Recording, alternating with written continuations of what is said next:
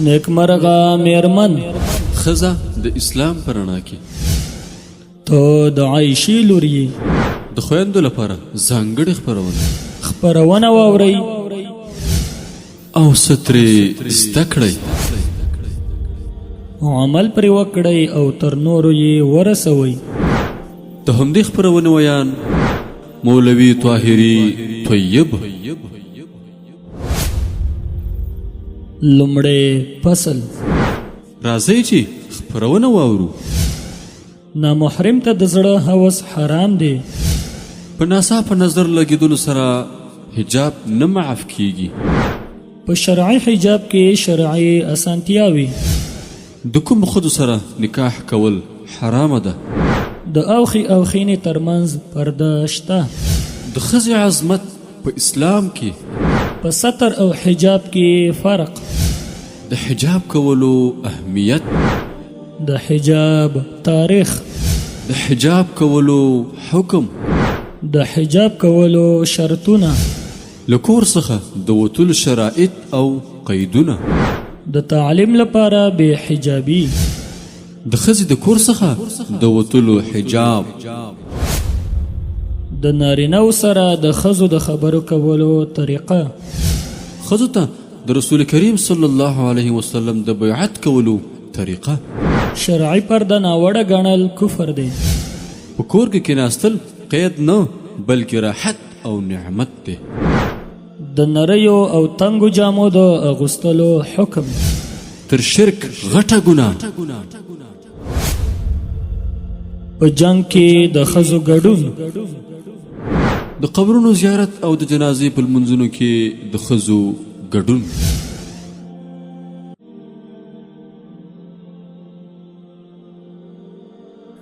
دوهم فصل. د کورنۍ د جوړېدو ارزښت.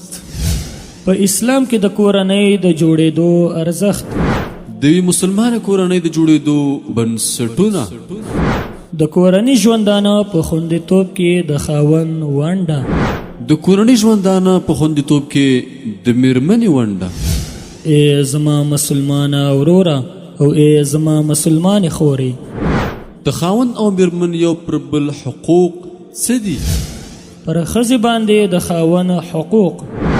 له ښځو سره په ښه چلند ژوند تیر کړئ. د خاوند او میرمنې اختلاف. د خاوند او میرمنې د اختلاف لاملونه.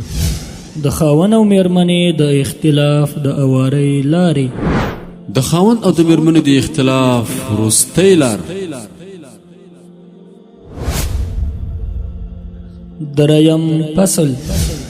عمومي معلومات. مسلمانې خورې د غرب د ښځو فریاد واورئ. د پلار په کور کې د پیغلې مسؤلیت څه دی؟ خورې دعوت یوازې د سړیو دنده نه ده. صبر څه دی؟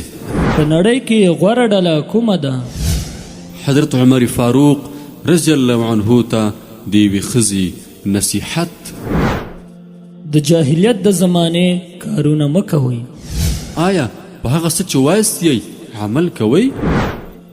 د صالح او مصلح ترمنځ فرق. مسلمانې خورې د خپل حجاب قدر وپېژنه. پتمنو خویندو حجاب الهي فریضه ده. مسلمانې خورې که د لور څښتن شوې. د خاوند او میرمنې ترمنځ جداوالی.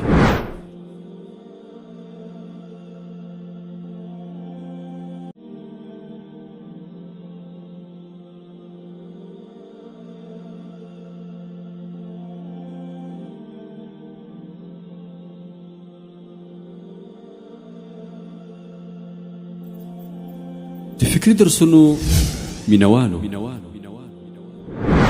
همدا خپرونه 3 فصلونه لري چې په هر فصل کې جلا او مهم موضوعات دي. نو هیله ده چې د اسلامي امت خویندې او وروڼه یې په دې خاطر واوري چې خپل ځانونه او خپلې کورنۍ اصلاح کړي او خپله ټولنه د اسلام په قوانینو باندې برابره کړي تر څو زموږ ستاسو ژوند د اسلام په چوکاټ کې په مکمله توګه تیر او الله تعالی راڅخه راضي شي.